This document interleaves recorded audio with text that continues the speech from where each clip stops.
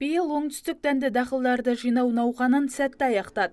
Тынымсыз еңбектің арқасында бидай мен арпаның әр гектарына 18 центнерден өнім алып, қамбаны 400 мың тоннаға жуық астықпен толықтырды. Сондай-ақ 116 мың тонна жеміс-жидек, 919 мың тонна көкөніс, 1,3 миллион тонна бақша дақылдарын жинады. Бағбандар тамшылатып суару әдісін 7500 гектарға ендіріп, жалпы көлемін 58 мың гектарға жеткізді. Бұл республикалық үлестің 72% құрады. Бұл туралы облыс әкімі Жансейіт Түймебаев ауыл шаруашылық саласының мамандарына алғыс айта мәлімдеді. Ауыл шаруашылық дақылдарының егіс көлемі өткен жылмен салыстырғанда 29 мың гектарға артып, 818 мың гектар құрады. Осыған орай ауыл шаруашылығының жалпы көлемі 57 миллиард теңгеге артып, 376 миллиард теңгені құрады.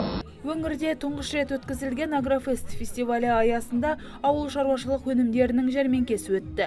Шараға облыстың 15 аудан қаласы өз өнімдерін ұсынып, нарықтағы бағадан 30%-ға төмендете сатты.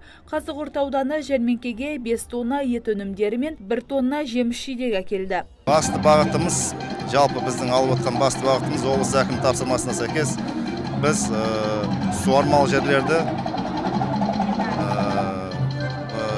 интенсивті бауларды дамытпақшымыз. Жылдан жылға олардың көлемі ұлғайып отыр, бірақ осы келешекте де біз осыған бағытталып отырмыз. Себебі оның өнімі, оның ертеңгі пайдасы біздің шаруалар үшін астықтан 2-3 артық болып шығады. Қала тұрғындары таңертеңнен жәрмеңкеге жетуге асықты. Себебі мұндағы баға қалтаға қонымды. Мәселен, қой еті 900 теңгеден сатылса, картоп 55 теңгеге дейін төмендетілді. Көңілімнен шықты, сосиска алдым, колбаса алдым, копченый курица алдым. Бағасы жүде өте жақсы. Дешевле, чем магазин, чем базаре. Ет алып жатырмыз. Бағасы қалай екен? Нормально, жақсы, арзан. По 120 взяли килограмм, 1 коробка, 160 тенге был. Мясо купила, баранина, килограмм по 1000 тенге. На базаре дорого, 1350 килограмм, а здесь подешевле. Ауқымды шара аясында дәстүрлі әндер шырқалып, ұлттық ойындар ел назарына ұсынылды. Ал қаз-қатар тігілген 16 қар үйі келгендерді өткенге шегіндірді. Таңшолпан Нышанбай, Мұрат Адинаев, Абзал Турабеков, ТВК телеарнасы.